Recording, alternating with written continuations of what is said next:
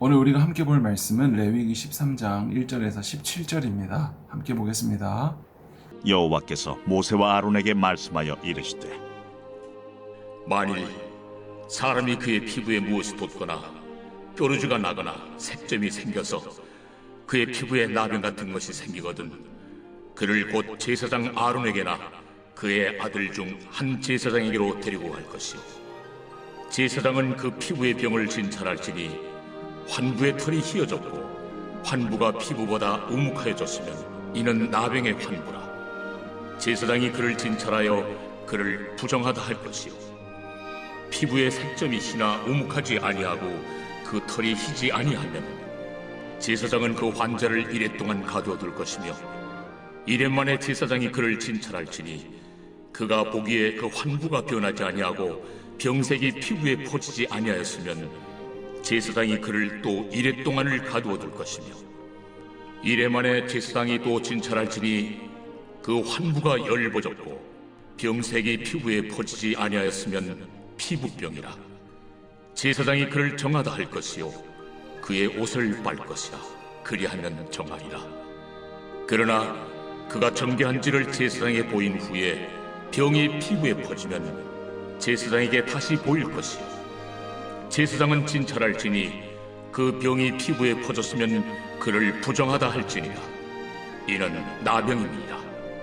사람에게 나병이 들었거든 그를 제사장에게로 데려갈 것이요 제사장은 진찰할지니 피부에 흰점이 돋고 털이 휘어지고 거기 생살이 생겼으면 이는 그의 피부에 오랜 나병이라. 제사장이 부정하다 할 것이요 그가 이미 부정하였은즉 가두어 두지는 않을 것이며 제사장이 보기에 나병이 그 피부에 크게 발생하였으되 그 환자의 머리부터 발끝까지 퍼졌으면 그가 진찰할 것이요 나병이 과연 그의 전신에 퍼졌으면 그 환자를 정하다 할지니 다 희어진 자인즉 정하거니와 아무 때든지 그에게 생살이 보이면 그는 부정한즉 제사장이 생살을 진찰하고 그를 부정하다 할지니 그 생살은 부정한 것인즉 이는 나병이며 그 생살이 변하여 다시 희어지면 제사장에게로 갈 것이고 제사장은 그를 진찰하여서 그 환부가 희어졌으면 환자를 정하다 할지니 그는 정하니라. 오늘 성경에 보니까 나병 같은 것이라는 게 나와요. 나병은 문둥병이죠. 피부가 썩어서 문드러지고 떨어져 나가기도 하고 감각을 못 느끼고. 그런데 목사님이 오늘 이 성경을 자세히 공부해 보니까 실제로 나병을 말하는 것이 아니라 여러 가지 피부병들을 말하고 있습니다. 2절에 보면 피부에 무엇이 돋아나거나 뾰루지가 나거나 색점이 생기거나 하는 등의 어떤 나병 같은 것들이 생기면 제사장에게 찾아가야 됐어요. 그리고 제사장은 그 병을 진단하고 7일 동안 격리시키기도 했습니다. 오늘 우리도 코로나 때문에 2주 동안 격리되기도 하잖아요.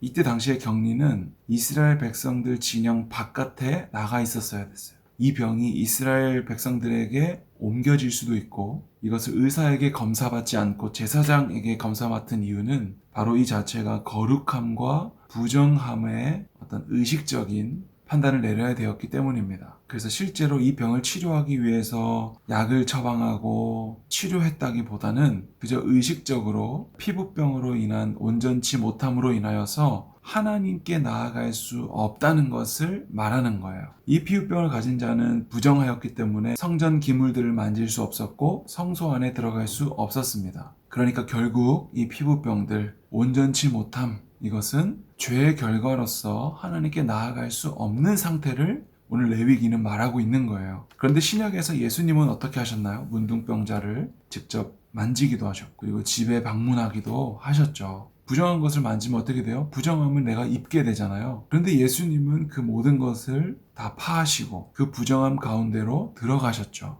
그러니 레위기의 율법들을 모두 다 완성하신 예수님은 예수님을 통한 하나님의 나라의 임재, 그것은 정하거나 부정하거나 상관없이 피부병에 걸린 자들, 그리고 고아와 과부와 가난한 자들, 이런 연약하고 온전치 못한 자들에게도 하나님 나라가 동일하게 임하였음을 설명하는 거죠. 그래서 오늘 레위기에 따르면 부정한 자들은 이스라엘 진영 바깥에 쫓겨나 있어야 됐지만 예수님이 오신 이후로 길이요 진리요 생명 되신 예수님을 통하여 하나님께 나아갈 수 있게 되는 거예요. 더 이상 부정함과 정결함의 기준이 예수님으로 인하여서 바뀌게 되는 것이죠. 예수님을 믿는 자들은 정결해지고 예수님을 믿지 않는 자들은 아무리 몸이 건강하고 깨끗하다고 할지라도 부정하게 여겨지는 거예요. 오늘 우리가 예수님을 믿고 있음이 정결입니다. 그래서 우리는 그 예수님의 피로 정결함을 입어 하나님 나라에 들어갈 수 있는 거예요.